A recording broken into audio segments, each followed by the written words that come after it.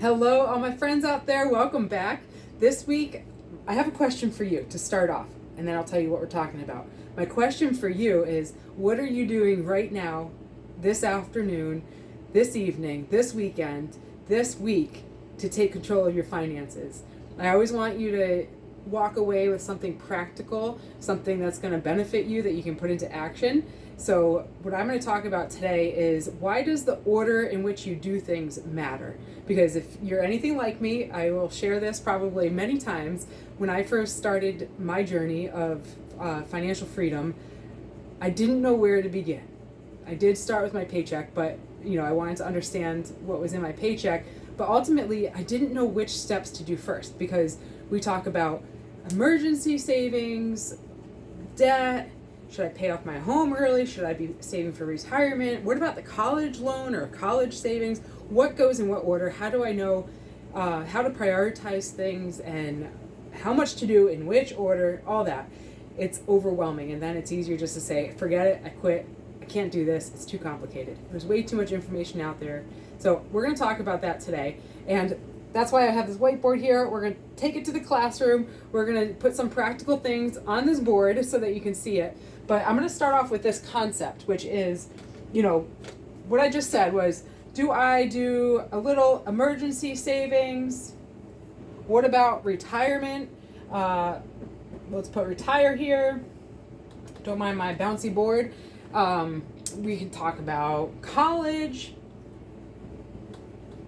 continuing ed. It doesn't have to be college. What about that 3 to 6 months emergency fund that everybody talks about? What on earth is that? How much is that? How do I know even where to begin? So let's put double dollar signs here for the longer term. Actually, let's put 3 for 3 to 6 months emergency fund. This one's usually $1,000, your starter emergency fund. What does that even mean? We're going to get to that. What else? How about just paying off debt?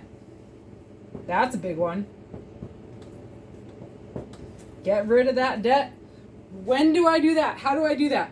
We're going to talk about that today. So I want to make a point here. This is messy because it feels messy when you're trying to figure it all out.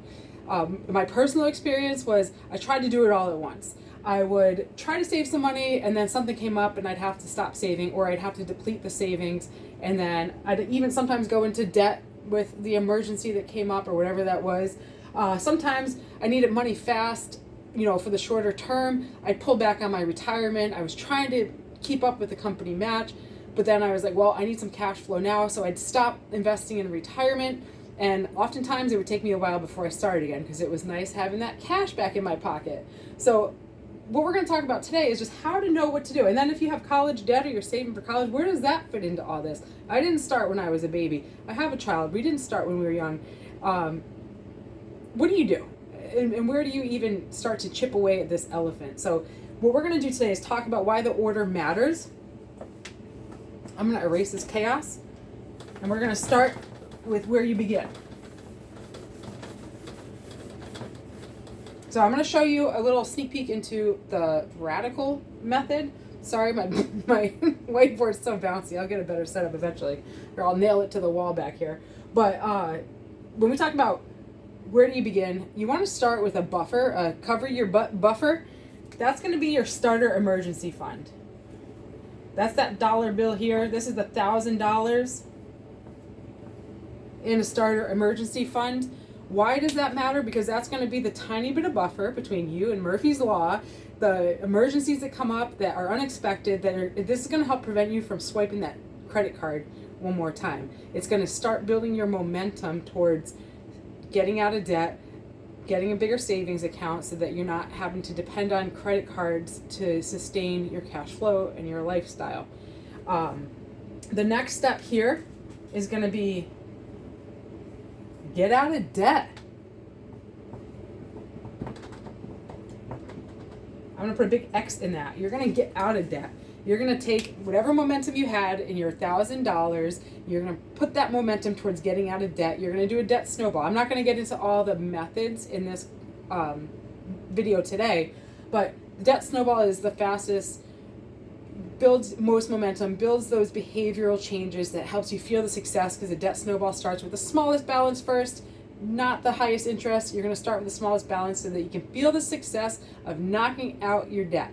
So that's step 2. Step 3 is back to the drawing board with your savings. You're going to take all that momentum that you just used to pay off your debt, and you're going to build your 3 to 6 months emergency savings. How do you know what that number is? It can be different. It's different for everybody. If you don't know where to go between 3 and 6 months, 3 months is if you're a pretty independent income earner, meaning you're a single income earner, the only one in the household earning income, everything's dependent on you. You want to lean more towards the 6 months. If you're a 2 income earning household, then you can lean more towards the 3 months. It's really also part of your comfort level, what makes you feel safer, I guess, if you will. So that's a little bit up to you, but that number is based on your budget. What does it cost you if you went back to your budget? Today's not about the budget. We'll talk about that another day. But when you make your budget, income coming in minus expenses going out, what's the bare minimum you need to survive on? That's the lights on stuff, your roof over your head, the utilities, transportation to get to your job so you can keep your job. Or if you lost your job, what expenses do you have that you have to sustain in order to not go completely bankrupt or underwater in that time period where you're looking for a new job? You want to buy yourself a 3 month to 6 month buffer so you can handle life's expenses, your food, basic clothing you might have, basic maintenance. What are those bare minimum things? It's not subscription to Netflix. It's not a subscription to Spotify. Those things are going to get knocked off. So take a hard look at your expenses. And if you were in an emergency situation where you needed to sustain yourself for 3 to 6 months, how much would it cost? That's step 3. Step 4, boom. This is now you're starting to build momentum into the future. This is where you're going to start saving for retirement. Retirement. People are shocked to see this so far down the list because you hear it all the time. I get a company match. Never leave free money on the table. Take advantage of your company match.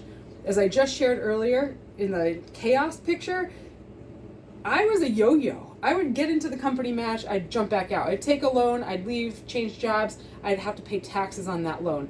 Not everybody's in a situation like that, but a lot of us are. When you're paycheck to paycheck and you need to find cash fast, you're dipping in down here because that's not where your daily needs are being met. You're pulling back on the future so that you can pay for today.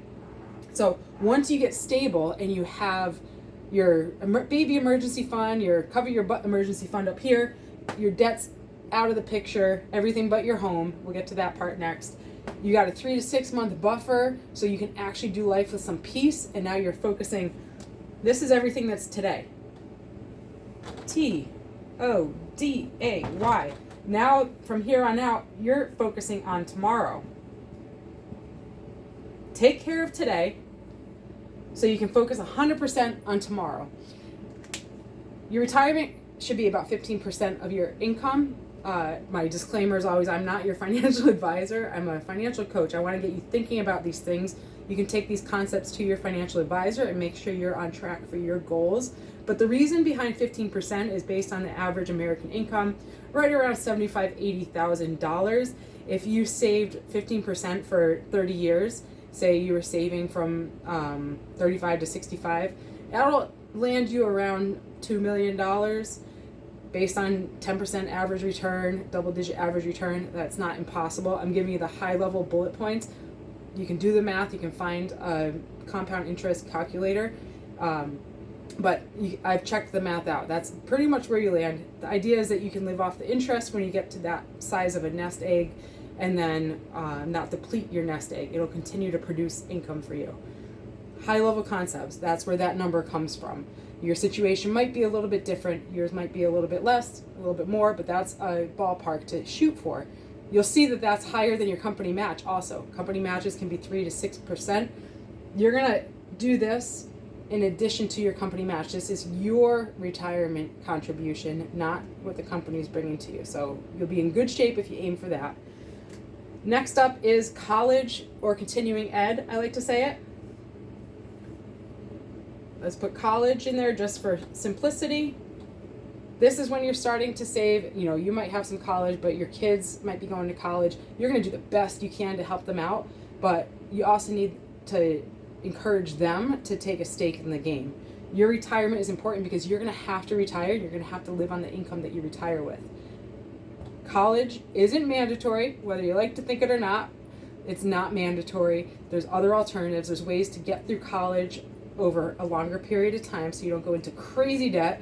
If you're in Massachusetts, college is free. Community college is free right now, and there's a lot of colleges offering even more lucrative benefits to lower income. And by lower income, there's colleges offering benefits to family households under $150,000 income. I don't think that's low income, but there's prestigious colleges trying to make their school more accessible. So all that to say, you can get creative in this space. It's not as high on the list as your retirement. Next up is, what is next up? Oh my gosh, my brain, I got all excited about college. Oh, this is your home. Oh my gosh, the most important thing. Home. I'm trying to get to the step 7, which you'll see why I just had a pause. Your home. Pay off your home early. This is what we did. How did I forget? Sorry, you'll see the complete humanness in me. It's Friday afternoon. I had a brain fart. So that's what it was. You're going to take all this momentum, all that momentum that you were building towards getting out of debt, towards savings. You're putting your income to work for you. Start attacking that last giant piece of debt, which is your home. This is when you're home free. This order matters because the second you get down here, you're just plowing into it. And then that's true financial freedom from your debt. You're debt-free living at that point. And then the exciting part comes where you get to be generous with what you have. This is generous living. This is exciting. This is when life gets fun because you have excess. You get to, your hard problem is, what am I going to do with it? How do I be generous with it? Who am I going to give it to? Whose life can I impact for the better because I have stewarded my finances well, and now I get to have fun with it. And that's what I want you guys to get excited about, is what does generous living look like for you? For us, it means helping our boys out, not just when we get to this point. We want to help them out along the way, but we want to have life-changing opportunity to impact people's lives with our generosity. This fires us up in our household because we start thinking about, what could we do with it?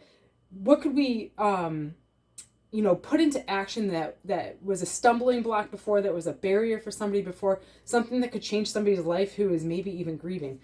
I've just been the beneficiary of outrageous generosity. I'm going to share about that in next week's video, so stay tuned to that. But today we're talking about the order. And again, this is because it helps you build consistent momentum. It keeps you from dipping down and bopping back up, going down, bobbing back up. You're less productive when you're in and out of everything. Some people say come in wherever it speaks to you, jump in on the retirement level, and then work your way back or work your way towards the savings. It can work, but it doesn't work as well as if you're laser focused on these levels here. I don't know if I want to go into it today. How are we? 13 minutes? Okay, so I'm going to share with you what I use for an acronym to remember this. This is about a radical approach so that you can have a radical change in your finances so that you can live and give radically, outrageously, generously, and change people's lives, yourself included. Live with some financial peace, maybe make that career shift, maybe become a stay-at-home parent, maybe take Fridays off, maybe have time to get into your hobby that you loved. It can be anything. So this is, I'm going to erase this and then I'm going to show you what the acronym is for this all. You can rewind and go back over what I just shared, but this is the radical living method. RADICAL.